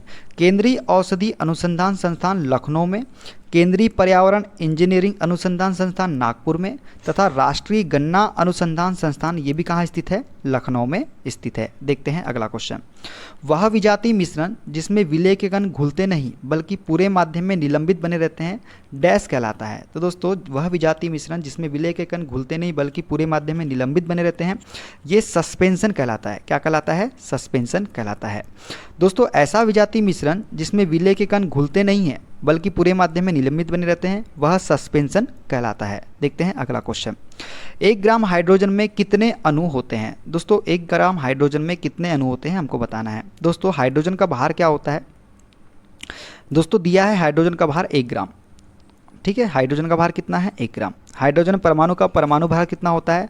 1.008। ठीक है, हाइड्रोजन के अणु का भार कितना होता है? तो हाइड्रोजन के अणु कितने हैं? 2 और परमाणु भार कितना होता है? 1.008। तो 2.016 या लगभग 2। तो हाइड्रोजन का अनुभार कितना हो जाएगा? 2.016 या फिर लगभग 2। तो हाइड्रोजन के मोलों की संख्या क्या होती है? भार बटे अनुभार। भार कितना है? 1 है। अनुभार कितना है? 2 है। तो मोल कितना निकल के आ गया? 0.5 मोल। दोस्तों 1 मोल हाइड्रोजन में अणुओं की संख्या कितनी होती है? 6.02 इंटू 10 की पावर 23। इसलिए 0.4 मोल हाइड्रोजन में अणुओं की संख्या कितनी हो जाएगी? 0.5 इंटू 6.02 इंटू 10 की पावर 23। जब इसका मल्टीप्लाई करेंगे दोस्तों तो हो जाएगा 3.01 इंटू 10 की पावर 23 अणु। देखते हैं अगला क्वेश्चन। पानी H2O के सापेक्ष आणविक द्रव्यमान की गणना करें। दोस्तों H2O के सापेक्ष हमको आणविक द्रव्यमान की गणना करना है पानी की। बात करते हैं तो दोस्तों जल या H2O का आणविक द्रव्यमान क्या होगा? दोस्तों हाइड्रोजन का कितना है अणु होता है? 2 अणु है। हाइड्रोजन का आणविक द्रव्यमान कितना होता है दोस्तों? ये होता है 1 प्लस। ऑक्सीजन का अणु कितना है दोस्तों? 1 है। और आणविक द्रव्यमान कितना होता है? 16 होता है। तो ये हो जाएगा 2 × 1 2 + 16। तो ये दोस्तों इसको जब सॉल्व करेंगे तो कितना हो जाएगा? 18U। तो जल का आणविक द्रव्यमान जो होगा वो कितना हो जाएगा, 18U हो जाएगा। देखते हैं अगला क्वेश्चन। निम्नलिखित में से किस तत्व का इलेक्ट्रॉनिक विन्यास 2, 8 और 3 है? दोस्तों 8, 2, 10 और 3 13। 13 किसका होता है? तो एल्युमिनियम का होता है। तो 2, 8 और 3 किसका हो जाएगा इलेक्ट्रॉनिक विन्यास? एल्युमिनियम का हो जाएगा। एल्युमिनियम एक धातु तत्व है जिसका परमाणु क्रमांक कितना होता है? 13 का होता है। एल्युमिनियम का इलेक्ट्रॉनिक विन्यास निम्न प्रकार है दोस्तों। कैसे? 1s2, 2s2, 2p6, 3s2 और 3p1। अब इनको जोड़िए, 2, 2, 4, 6, 4, 10, 2, 12 और 1, 13। तो ये हो जाएगा 2, 8 और 3। देखते हैं अगला क्वेश्चन। इनमें से किन दो तत्वों में संयोजी इलेक्ट्रॉन की संख्या समान होती है? तो दोस्तों F और Ci, F और Cl मतलब क्लोरीन और फेरस, फ्लोरीन और क्लोरीन जो है उसमें संयोजित इलेक्ट्रॉन की संख्या क्या होती है? समान होती है। ठीक है, देखते हैं अगला क्वेश्चन। फ्लोरीन और क्लोरीन तत्वों में संयोजी इलेक्ट्रॉन की संख्या क्या होती है? समान होती है। किसी भी तत्व की बाह्यतम कोश में उपस्थित इलेक्ट्रॉन की संख्या को क्या बोलते हैं? हम संयोजी इलेक्ट्रॉन बोलते हैं। बात करते हैं अगले क्वेश्चन की दोस्तों। तो खाने का नमक NaCl किससे बना होता है? दोस्तों खाने का नमक जो है ये एक मजबूत अम्ल और एक मजबूत क्षार से बना होता है, खाने का नमक NaCl। ठीक है, देखते हैं एक्स्ट्रा फैक्ट। तो खाने का नमक दोस्तों एक प्रबल अम्ल तथा एक प्रबल क्षार मतलब HCl और NaOH सोडियम हाइड्रोक्साइड से मिलकर बना होता है। देखते हैं अगला क्वेश्चन। धावन सोडा का सही सूत्र क्या है दोस्तों? तो धावन सोडा का सही सूत्र हो जाएगा दोस्तों Na2CO3.10H2O। ये क्या है? धावन सोडे का सही सूत्र है। धावन सोडे का रासायनिक नाम दोस्तों, रासायनिक सूत्र दोस्तों Na2CO3.10H2 है, जिसका रासायनिक नाम सोडियम कार्बोनेट है। यह एक कैसा है? अकार्बनिक यौगिक है। विद्युत धारा की एसआई इकाई क्या है? दोस्तों विद्युत धारा की एसआई इकाई जो है क्या है? एम्पियर है। वोल्ट किसकी है? विभवांतर की है। कूलाम किसकी है? आवेश की है। ओम किसकी है? प्रतिरोध की है। ठीक है, बात करते हैं विद्युत धारा की दोस्तों। तो किसी अनुप्रस्थ काट से प्रति इकांक समय में प्रभावित होने वाले आवेश को हम क्या बोलते हैं? विद्युत धारा बोलते हैं। इसका एसआई मात्रक क्या होता है? एम्पियर होता है। विद्युत धारा आई बराबर क्या होता है? आवेश बटे समय। ठीक है, देखते हैं अगला क्वेश्चन। गुरुत्वाकर्षण नियतांक G का मान क्या होता है? दोस्तों गुरुत्वाकर्षण नियतांक G का मान होता है 6.6734 इंटू 10⁻11 न्यूटन मीटर स्क्वायर प्रति किलोग्राम स्क्वायर। ठीक है दोस्तों, माना दो पिंड जिनके द्रव्यमान m1 व m2 है, एक दूसरे से r दूरी पर स्थित है। न्यूटन के सार्वत्रिक गुरुत्वाकर्षण नियम के अनुसार इनके बीच लगने वाला आकर्षण बल F बराबर क्या होता है? G m1 m2 अपान r स्क्वायर, जहाँ G एक क्या है? नियतांक है, जिसे सार्वत्रिक गुरुत्वाकर्षण नियतांक कहते हैं। इसका मान कितना होता है? 6.67 इंटू 10⁻11 न्यूटन मीटर स्क्वायर प्रति किलोग्राम स्क्वायर। देखते हैं अगला क्वेश्चन। उत्तल दर्पण का मुख्य फोकस डैश स्थित होता है? दोस्तों उत्तल दर्पण का मुख्य फोकस जो है ये दर्पण के पीछे स्थित होता है। कहाँ स्थित होता है? दर्पण के पीछे स्थित होता है। उत्तल दर्पण का मुख्य फोकस दोस्तों दर्पण के पीछे स्थित होता है। इसका उपयोग सामान्यतः वाहनों के पश्च दृश्य दर्पण के रूप में, धूप के चश्मे में तथा स्ट्रीट लाइट के रिफ्लेक्टर के रूप में हम प्रयोग करते हैं। देखते हैं अगला क्वेश्चन। हीरे का निरपेक्ष अपवर्तनांक डैश है दोस्तों हीरे का निरपेक्ष अपवर्तनांक जो होता है ये होता है 2.42। कितना होता है? 2.42 होता है। दोस्तों हीरे का निरपेक्ष अपवर्तनांक 2.42 है। कार्बन के मुख्यतः दो अपर रूप है, एक है हीरा और दूसरा क्या है? ग्रेफाइट है। हीरा जो है ताप एवं विद्युत का कुचालक होता है, यह सबसे कठोर पदार्थ है। इस पर अम्ल क्षार का कोई प्रभाव नहीं पड़ता है। किस पर? हीरे पर। हीरा जो है दोस्तों पूर्ण आंतरिक परावर्तन के कारण चमकता है, यह पारदर्शक एवं रंगहीन होता है। और ग्रेफाइट जो है दोस्तों विद्युत का क्या होता है? सुचालक होता है। देखते हैं अगला क्वेश्चन। 17 वोल्ट के विभवांतर वाले दो बिंदुओं के बीच 5 कूलाम के आवेश को स्थानांतरित करने में किया गया काम कितना है? दोस्तों हम कार्य बराबर जानते हैं क्या होता है? Q इंटू V होता है। Q कितना दिया है दोस्तों? हमको 5 दिया है। वोल्टेज विभवांतर कितना दिया है? 17 दिया है। 17 का मल्टीप्लाई करेंगे दोस्तों कितना आ जाएगा? 85 जूल आ जाएगा। देखते हैं अगला क्वेश्चन। डैश की एसआई इकाई ओम है। तो दोस्तों अभी हमने स्टार्टिंग में आपको बताया था प्रतिरोध की एसआई इकाई जो होती है वो क्या होती है? ओम होती है। विद्युत धारा की क्या होती है? एम्पियर होती है। विद्युत आवेश की कूलाम होती है और विभवांतर की क्या होती है? वोल्ट होती है। क्या होती है? वोल्ट होती है। देखते हैं एक्स्ट्रा फैक्ट के बारे में दोस्तों। तो प्रतिरोध की एसआई इकाई क्या है? ओम है। किसी प्रतिरोधक के सिरों के बीच विभवांतर तथा उसमें प्रभावित विद्युत धारा के अनुपात को हम क्या बोलते हैं? प्रतिरोध कहते हैं। मतलब प्रतिरोध R बराबर क्या होता है? V अपॉन में I, जहां R प्रतिरोधक का प्रतिरोध है जो ओम में मापा जाता है। V जो है दोस्तों प्रतिरोधक के सिरों पर विभवांतर है जिसे वोल्ट में मापा जाता है। देखते हैं अगला क्वेश्चन। इलेक्ट्रिक बल्ब के फिलामेंट्स के लिए विशेष रूप से प्रयोग होने वाली धातु का नाम बताइए। दोस्तों इलेक्ट्रिक बल्ब के फिलामेंट के लिए हम किसका उपयोग करते हैं? टंगस्टन का उपयोग करते हैं। किसका? टंगस्टन का। फिलामेंट दोस्तों इलेक्ट्रिक बल्ब का वह हिस्सा है जो प्रकाश पैदा करता है। यह फिलामेंट टंगस्टन नामक धातु से बनता है। फिलामेंट को वैक्यूम ट्यूब में इलेक्ट्रॉन उत्सर्जक तत्व के रूप में भी जाना जाता है। किसके रूप में? इलेक्ट्रॉन उत्सर्जक तत्व के रूप में भी जाता है फिलामेंट को वैक्यूम ट्यूब में। देखते हैं अगला क्वेश्चन। निम्नलिखित में से कौन सा विकल्प सुमेलित नहीं है? तो दोस्तों पेनिसिलिन का आविष्कार किसने किया था? अलेक्जेंडर फ्लेमिंग ने किया था। इलेक्ट्रिक बल्ब का आविष्कार थॉमस एल्वा एडिसन ने किया था। चेचक की टीके का आविष्कार एडवर्ड जेनर ने किया था। टेलीफोन का आविष्कार जॉन लेगी बेयर्ड लिया है। ये जो है गलत हो जाएगा। ठीक है, अब देख लेते हैं सभी का। दोस्तों पेनिसिलिन का हमको आपको बता दिया कौन? Alexander Fleming. Electric bulb Thomas Alva Edison. चेचक के टीके की खोज एडवर्ड जेनर ने। टेलीफोन की ग्राहम बेल ने। डायनेमो की खोज किसने की थी? माइकल फेराडे ने की थी। उसी प्रकार कंप्यूटर की बात करें तो कंप्यूटर की खोज किसने की थी? चार्ल्स बेबेज ने की थी। देखते हैं अगला क्वेश्चन। राइबोसोम डैश बनाते हैं। तो दोस्तों राइबोसोम जो है ये प्रोटीन बनाते हैं। क्या बनाते हैं? प्रोटीन बनाते हैं। बात करते हैं एक्स्ट्रा फैक्ट के बारे में दोस्तों। तो राइबोसोम एक जटिल संरचना है जो सभी जीवित कोशिकाओं में पाए जाते हैं। यह अंतःप्रद्रवी जालिका से जुड़े रहते हैं। ये हरित लवक, केंद्रक एवं माइटोकॉन्ड्रिया में भी पाए जाते हैं। जो राइबोसोम है किस किस में पाए जाते हैं? हरित लवक में भी पाए जाते हैं, केंद्रक में भी पाए जाते हैं और माइटोकॉन्ड्रिया में भी पाए जाते हैं। राइबोसोम प्रोटीन संश्लेषण नामक प्रक्रिया में एमिनो एसिड से क्या बनाते हैं? प्रोटीन बनाते हैं। देखते हैं अगला क्वेश्चन। दूध को दही में बदलने के लिए किस बैक्टीरिया का प्रयोग किया जाता है? दोस्तों दूध को दही में बदलने के लिए हम जो बैक्टीरिया का उपयोग करते हैं वो है लैक्टोबैसिलस। किसका? लैक्टोबैसिलस का। तो दोस्तों दूध को दही में बदलने के लिए लैक्टोबैसिलस बैक्टीरिया का प्रयोग किया जाता है। दही एक दुग्ध उत्पाद है जिसे दूध के जीवाणुविक किण्वन के द्वारा बनाया जाता है। यह पोषण की दृष्टि से protein, calcium, riboflavin, vitamin B6 और विटामिन B12 में समृद्ध है। देखते हैं अगला क्वेश्चन। कौन सी रक्त कणिकाएं रक्त के थक्के जमने और रक्तस्राव को रोकने में सहायक होती है? तो दोस्तों रक्त के थक्के जमने और रक्तस्राव को रोकने में जो सहायक होती है वो होती है प्लेटलेट्स। क्या होती है? प्लेटलेट्स होती है।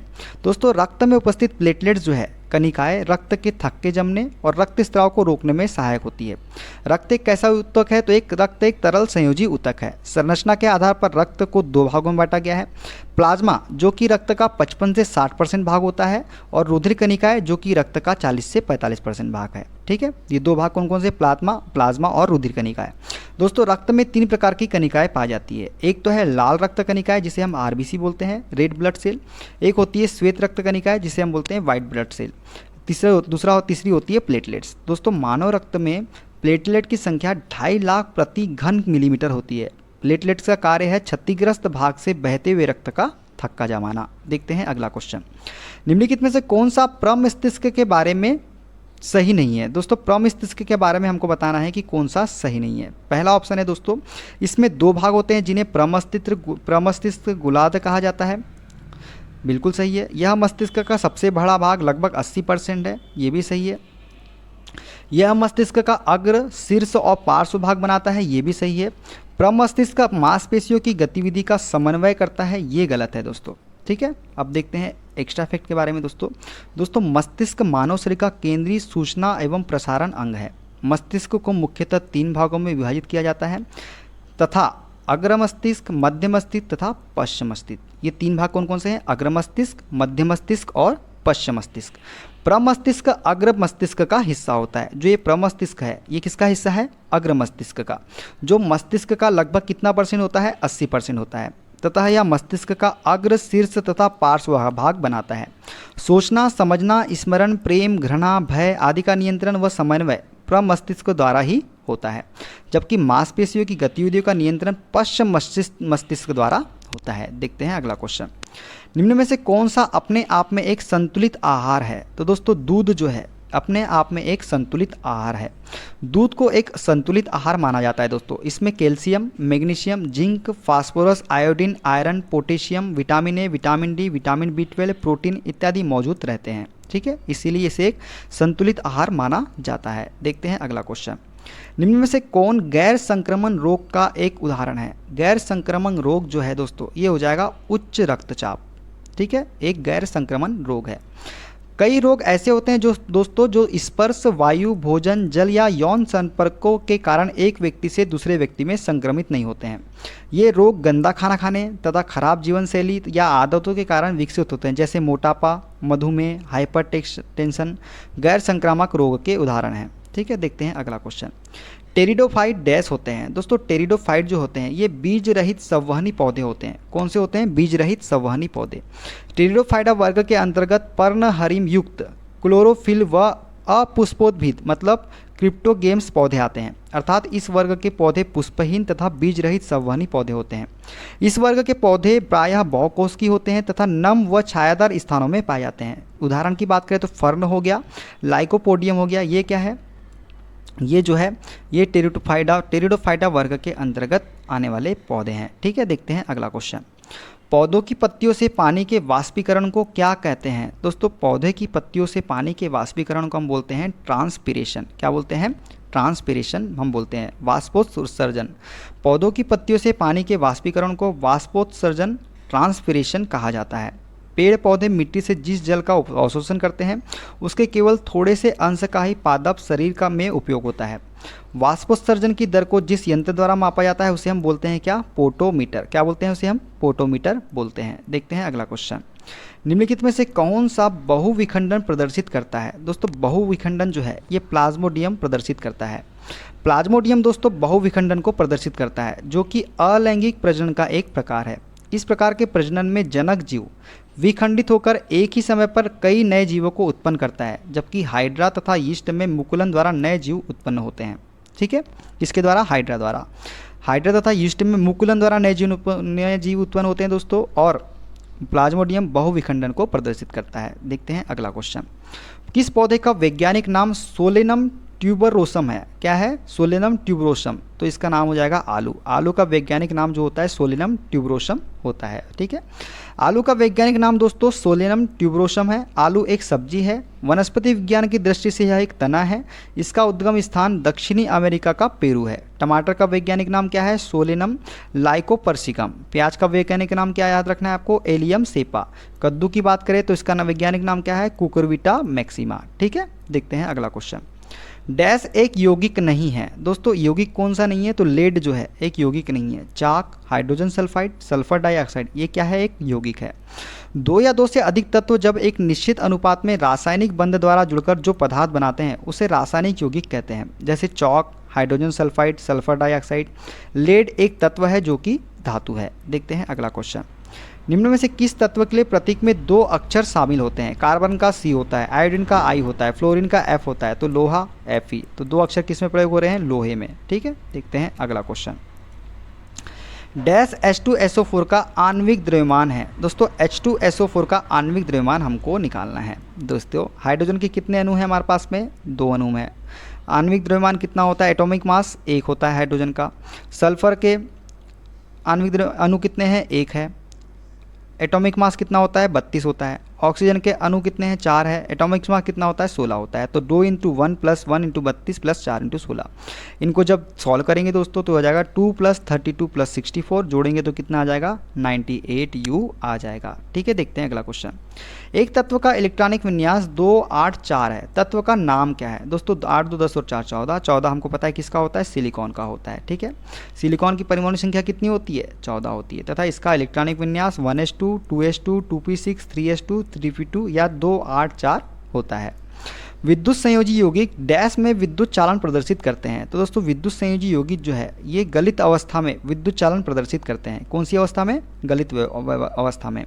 विद्युत संयोजी यौगिक गलित अवस्था में विद्युत चालन प्रदर्शित करते हैं। विद्युत संयोजी या आयनिक यौगिकों के मध्य प्रबल आकर्षण बल होता है, जिस कारण इनके गलनांक और क्वथनांक क्या होते हैं? उच्च होते हैं। यह यौगिक जल तथा ध्रुवीय विलायकों में विलय होते हैं, लेकिन अध्रुवीय विलायकों में क्या होते हैं? अविलय होते हैं। वाशिंग सोडा डैश है। दोस्तों वाशिंग सोडा जो है एक क्षारकीय लवण है। क्या है? एक क्षारकीय लवण है वाशिंग सोडा। ठीक है, वाशिंग सोडा क्या है? एक क्षारकीय लवण है। इसका रासायनिक सूत्र आपको याद रखना है दोस्तों Na2CO3.10H2O। उस धातु का नाम बताएं जिसे आसानी से चाकू से काटा जा सकता है। तो सोडियम जो है दोस्तों, इसे आसानी से चाकू से काटा जा सकता है। सोडियम एक ऐसी क्षार धातु है जिसे चाकू से आसानी से काटा जा सकता है। सोडियम का प्रतीक क्या होता है? Na। सोडियम एक चमकदार धातु है, वायु में ऑक्सीकरण के कारण इस पर शीघ्र ही परत जम जाती है। यह एक नरम धातु है तथा विद्युत का उत्तम चालक होती है। अशुद्ध अमोनिया द्रव में सोडियम घुलकर नीला विलयन देता है और पारद से मिलकर यह ठोस मिश्र धातु बनाती है। ठीक है, एक kWh बराबर कितना होता है दोस्तों? तो एक kWh बराबर होता है दोस्तों 3.6 इंटू 10⁶ जूल। ठीक है, 1 किलोवाट घंटा बराबर होता है दोस्तों 1 किलोवाट इंटू 1 घंटा।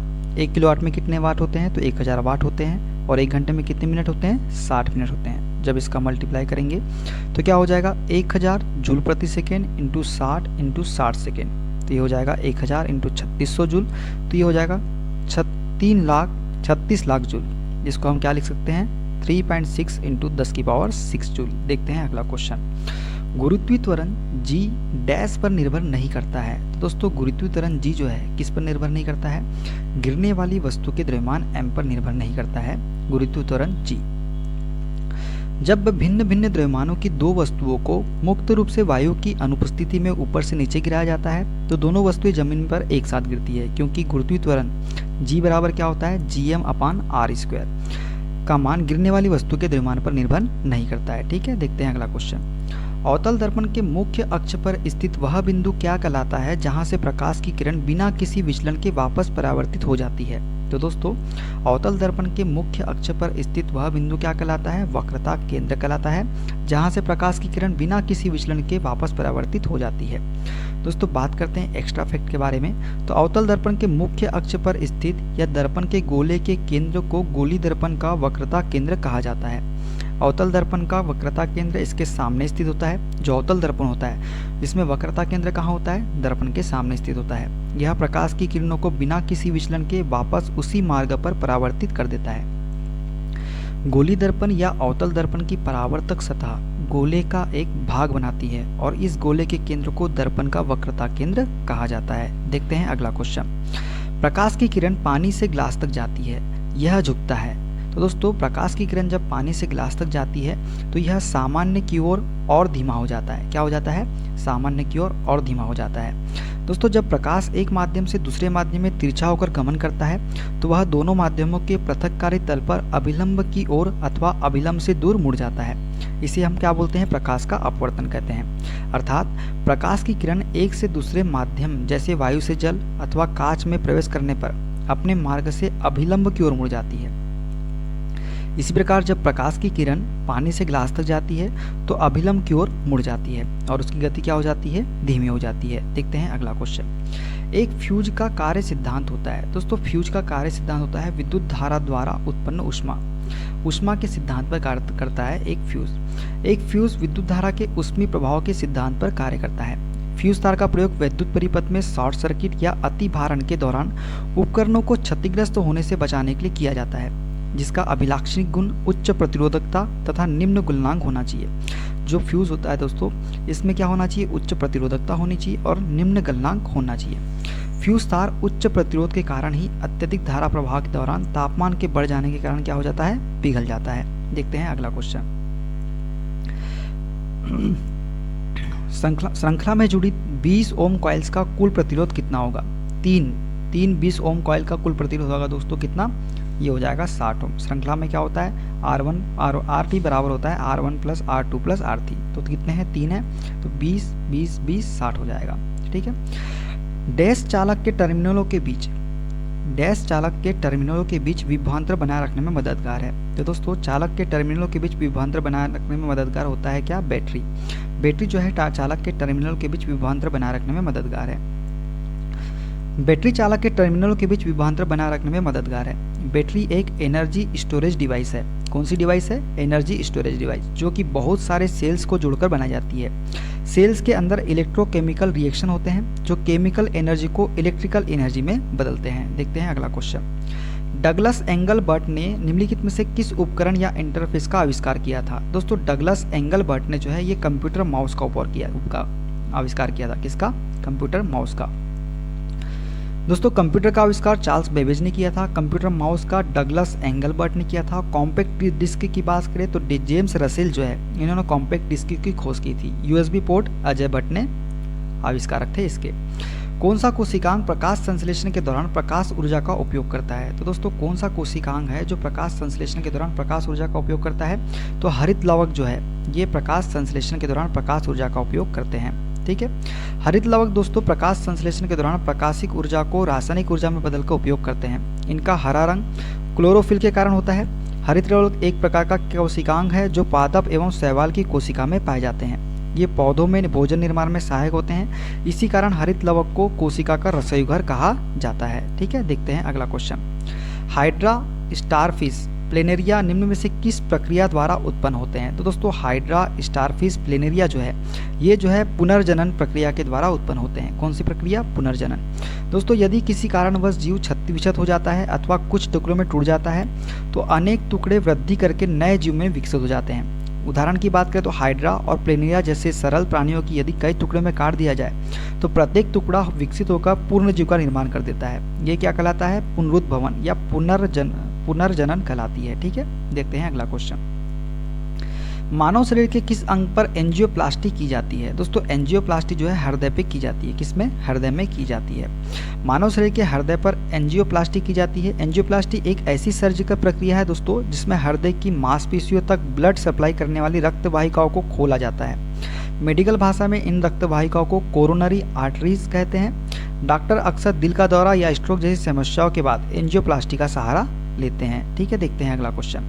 निम्नलिखित में से किसकी वजह से हमारी मांसपेशियों में ऐंठन उत्पन्न हो सकती है? तो दोस्तों हमारे जो है मांसपेशियों में ऐंठन या क्रैम्प जो उत्पन्न होती है ऑक्सीजन की कमी की वजह से होती है। किसकी वजह से? ऑक्सीजन की कमी की वजह से। दोस्तों O2 की कमी से वजह से हमारे मांसपेशियों में ऐंठन या क्रैम्प्स उत्पन्न हो सकती है। ऐंठन या क्रैम्प्स की बात करें दोस्तों तो एक मांसपेशी का दर्दनाक अनैच्छिक संकुचन होता है। ऐंठन के ऐसे कारण हो सकते हैं जो अंतर्निहित रोगों की वजह से नहीं हो। ठीक है, उदाहरण की बात निर्जलीकरण, अधिक व्यायाम या मांसपेशियों के उपयोग में कमी शामिल है। ठीक है, देखते हैं अगला क्वेश्चन। हीनताजन्य रोग डिफिशियंसी डिसीज के संदर्भ में रिकेट्स डैश की कमी के कारण होता है? तो दोस्तों रिकेट्स जो है ये होता है विटामिन डी की कमी से। किसकी कमी से होता है? विटामिन डी की कमी से। अब सभी के हम देख लेते हैं दोस्तों विटामिन ए का रासायनिक नाम क्या है? रेटिनॉल है। इसकी कमी से कौन सा रोग होता है? रोतौंधी रोग होता है। विटामिन B12 की बात करें तो इसका रासायनिक नाम साइनोकोबालामिन है और रोग जो होता है रक्ताल्पता। ठीक है, रक्ताल्पता। विटामिन ई की का रासायनिक नाम टोकोफेराल। कौन सा रोग होता है? बंध्यता का रोग। और विटामिन डी की का रासायनिक नाम कैल्सिफेरॉल। रोग कौन सा होता है? रिकेट्स होता है। ठीक है, देखते हैं अगला क्वेश्चन। दंत क्षय डेंटल केरीज का क्या अर्थ है? दोस्तों दंत क्षय का अर्थ होता है दांतों का सड़ना। क्या? दांतों का सड़ना जो है डेंटल केरीज का अर्थ है। दंत क्षय को सामान्यतः दांतों का सड़ना कहते हैं दोस्तों। यह मुख्यतः बैक्टीरिया के कारण होता है जो दांत की ऊपरी परत दंत वल्क एनेमल को भी नष्ट कर देते हैं जिसके कारण दांत में घाव हो जाता है। देखते हैं अगला क्वेश्चन। निम्नलिखित में से किस समूह के पादपों के बीज आवरण रहित होते हैं? तो दोस्तों अनावर्त बीजी के बीज जो होते हैं आवरण रहित होते हैं। ठीक है, अनावर्त बीजी की बात करें दोस्तों तो इस समूह के पौधों में बीज आवरण रहित होते हैं। इसमें अंडाशय का क्या होता है? अभाव होता है। इसमें अंडाशय नहीं पाए जाते। यह पौधा सदाबहार, काष्ठी तथा लंबा होता है। जो अनावर्त बीजी होते हैं दोस्तों ये पौधे कैसे होते हैं? सदाबहार होते हैं, काष्ठी होते हैं तथा लंबे होते हैं। ये मरुद्भिद स्वभाव के होते हैं जिनमें रंध्र पत्ती में धसे होते हैं तथा बाह्य त्वचा पर क्यूटिकल की परत चढ़ी होती है। इनकी बाह्य त्वचा पर कौन सी परत चढ़ी होती है? क्यूटिकल की परत चढ़ी होती है। देखते हैं अगला क्वेश्चन। प्रकाश संश्लेषण के दौरान संश्लेषित कार्बोहाइड्रेटों को खालिस्तान या डैश के रूप में संचित किया जाता है। दोस्तों प्रकाश संश्लेषण के दौरान संश्लेषित कार्बोहाइड्रेटों को किसके रूप में? स्टार्च के रूप में संचित किया जाता है। किसके रूप में? स्टार्च के रूप में। दोस्तों प्रकाश संश्लेषण के दौरान संश्लेषित कार्बोहाइड्रेटों को स्टार्च के रूप में संचित किया जाता है। प्रकाश संश्लेषण की क्रिया पौधों के हरे भागों मुख्यतः पत्तियों में संपन्न होती है। देखते हैं अगला क्वेश्चन। हवा के परागन को क्या कहा जाता है? दोस्तों हवा के परागन को हम बोलते हैं एनिमोफिली। क्या बोलते हैं इसको? हम एनिमोफिली बोलते हैं। पुष्पों में वायु द्वारा होने वाले परागन को, जो पुष्प होते हैं दोस्तों इसमें वायु द्वारा होने वाले परागन को वायु परागन कहते हैं और पुष्पों को वायु परागित पुष्प कहते हैं। क्या बोलते हैं? वायु परागित पुष्प कहते हैं, पुष्प कहते हैं पुष्पों को। जैसे मक्का हो गया, जल द्वारा परागन करने वाले पौधों को हाइड्रोफिली कहते हैं। अच्छा, पुष्पों में वायु द्वारा होने वाले परागन को वायु परागन, क्या बोलते हैं, वायु परागन एनिमोफिली बोलते हैं। और जल द्वारा परागन करने वाले पौधों को क्या बोलते हैं, हाइड्रोफिली कहते हैं। ठीक है, देखते हैं अगला क्वेश्चन। डैश फूल की पत्तियां किसी विलयन में अम्ल या क्षार की उपस्थिति का संकेत नहीं देती है। तो दोस्तों किसके फूल की पत्तियां जो है किसी विलयन में अम्ल या क्षार की उपस्थिति का संकेत नहीं देती है, तो ये है चमेली की। पेटूनिया, जेरेनियम और हाइड्रेजिनिया, ये इनकी जो पत्तियां होती है किसी विलयन में अम्ल या क्षार की उपस्थिति का संकेत देती है, लेकिन चमेली की पत्ती जो होती है फूल की, ये विलयन में अम्ल या क्षार की उपस्थिति का संकेत नहीं देती है। ठीक है, देखते हैं अगला क्वेश्चन। इनमें से कौन सा एक रासायनिक परिवर्तन है। दोस्तों रासायनिक परिवर्तन कौन सा हो जाएगा, तो मक्खन का खट्टा होना। ठीक है, अब रासायनिक परिवर्तन के बारे में देख ले दोस्तों, तो वे परिवर्तन जिनमें नए पदार्थ बनते हैं वे रासायनिक परिवर्तन कहलाते हैं। यह एक अनुत्क्रमणीय प्रक्रिया है। रासायनिक परिवर्तन के बाद पदार्थ वापस उसी मूल पदार्थ में परिवर्तित नहीं होते हैं। इसके उदाहरण कौन कौन से हैं, मक्खन का खट्टा होना, कागज़ का जलना, लोहे में जंग लगना। अच्छा दोस्तों, मक्खन जो खट्टा हो जाता है तो उसको फिर से हम मक्खन बना सकते हैं क्या, नहीं। इसलिए क्या है, हम नया पदार्थ हमको मिलता है, हम नए पदार्थ बनाते हैं, लेकिन इससे जो पुराना पदार्थ है वो नहीं बना पाते हैं। इसी को हम रासायनिक परिवर्तन बोलते हैं। ठीक है, देखते हैं अगला क्वेश्चन। निम्न में से किस तत्व के प्रतीक में केवल एक अक्षर होता है। तो दोस्तों किसमें एक अक्षर होता है, तो कार्बन में एक अक्षर होता है। ठीक है, तांबा में CO होता है संकेत तांबे का, कार्बन में C होता है, क्लोरीन का Cl होता है, कैल्शियम का Ca होता है। देखते हैं अगला क्वेश्चन। सामान्यतः परमाणु के नाभिक में डैश होते हैं। तो दोस्तों परमाणु के नाभिक में क्या होते हैं, प्रोटॉन तथा न्यूट्रॉन जो है परमाणु के नाभिक में पाए जाते हैं। दोस्तों परमाणु किसी तत्व का वह छोटे से छोटा कण है जो किसी भी रासायनिक अभिक्रिया में भाग ले सकता है, परंतु स्वतंत्र अवस्था में नहीं रह सकता है। कौन, परमाणु। परमाणु के नाभिक में प्रोटॉन तथा न्यूट्रॉन होता है। अब बात करते हैं प्रोटॉन के बारे में दोस्तों। तो परमाणु के अंदर प्रोटॉन एक ऐसा सूक्ष्म कण है जिसका सापेक्ष द्रव्यमान हाइड्रोजन परमाणु के द्रव्यमान के लगभग क्या होता है, बराबर होता है। और इस पर कौन सा आवेश होता है, धनावेश होता है। परमाणु में धन आवेश युक्त इस कण की खोज का श्रेय गोल्डस्टीन को दिया जाता है। तो प्रोटॉन की खोज किसने की थी, गोल्डस्टीन को, याद रखना है आपको। देखते हैं अगला। न्यूट्रॉन की बात करें दोस्तों, परमाणु के अंदर न्यूट्रॉन एक ऐसा सूक्ष्म कण है जिसका द्रव्यमान प्रोटॉन के द्रव्यमान के लगभग क्या होता है, बराबर होता है, लेकिन इस पर कोई आवेश नहीं होता है। अर्थात न्यूट्रॉन एक कैसा है, उदासीन कण है। न्यूट्रॉन की खोज 1932 ईस्वी में चैडविक ने बेरिलियम धातु पर अल्फा कणों से आघात कराकर की थी। डायरेक्टली क्वेश्चन पूछता है दोस्तों, तो जो चैडविक थे, तो चैडविक ने न्यूट्रॉन की खोज कैसे की थी, तो बेरिलियम की धातु पर अल्फा किरणों से आघात कराकर। देखते हैं अगला क्वेश्चन। एक परमाणु में न्यूट्रॉनों की संख्या किसके बराबर होती है। दोस्तों एक परमाणु में न्यूट्रॉनों की संख्या जो है ये द्रव्यमान संख्या और परमाणु संख्या के बराबर होती है। ठीक है, द्रव्यमान संख्या माइनस परमाणु संख्या, तो बराबर होती है न्यूट्रॉनों की संख्या। NH3 में नाइट्रोजन की संयोजकता कितनी है। दोस्तों NH3 में नाइट्रोजन की संयोजकता जो होगी वो कितनी होगी, 3 होगी। कितनी होगी, 3 होगी। दोस्तों NH3 नाइट्रोजन की संयोजकता 3 होती है क्योंकि नाइट्रोजन के संयोजक कोष में 5 इलेक्ट्रॉन होते हैं, इसलिए यह अपना अष्टक पूरा करने के लिए 3 इलेक्ट्रॉनों को स्वीकार कर सकता है। ठीक है, देखते हैं अगला क्वेश्चन। निम्न में से कौन सा घोल इन सभी में सबसे अम्लीय है। दोस्तों सबसे ज्यादा अम्लीय होगा pH मान 0 वाला घोल। दोस्तों 0, 7 और 14 सबसे अम्लीय कौन सा होगा, 0 वाला। और सबसे ज्यादा क्षारीय कौन सा होगा, 14 वाला। उदासीन की बात करें तो 7 नंबर वाला क्या होगा, उदासीन होगा। ठीक है, देखते हैं। हाइड्रोनियम आयन की मोलरता में सांद्रता को एक लघुगण की मापकरण लॉगरिथमिक स्केल में सरलता से प्रदर्शित किया जाता है, जिसे हम pH स्केल कहते हैं। दोस्तों हाइड्रोजन आयन की सक्रियता के ऋणात्मक 10 आधारी लघुगण की मान को हम pH कहते हैं। देखो 0 वाला क्या होगा, सर्वाधिक अम्लीय होगा, और 14 वाला क्या होगा, सर्वाधिक क्षारीय होगा। न्यूट्रल कौन सा होता है, 7 नंबर वाला। ठीक है, 7 से जैसे हम आगे बढ़ेंगे तो क्षार बढ़ते जाएगा, और 7 से कम होगा तो अम्लता बढ़ती जाएगी। ठीक है, देखते हैं। अच्छा, pH पैमाने की खोज किसने की थी, ये बताइए कमेंट बॉक्स में। तो इसने किसने की थी दोस्तों, बताइए। तो ये की थी सोरेनसन ने। किसने की थी, सोरेनसन ने pH पैमाने की खोज की थी। देखते हैं अगला क्वेश्चन।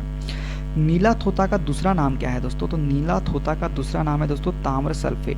ठीक है, नीला थोता या तुतिया को कॉपर सल्फेट, ताम्र सल्फेट भी हम कहते हैं। इसका रासायनिक सूत्र कितना है, CuSO4। इसका सूखा क्रिस्टल सफेद या हल्के पीले रंग का होता है, जबकि पेंटाहाइड्रेट CuSO4.5H2O चमकीले नीले रंग का होता है। ठीक है दोस्तों, ये थे सारे क्वेश्चन। वीडियो कैसा लगा कमेंट बॉक्स में जरूर बताइएगा। मिलते हैं अगले वीडियो में, अपना ख्याल रखिए। Okay, bye bye, take care.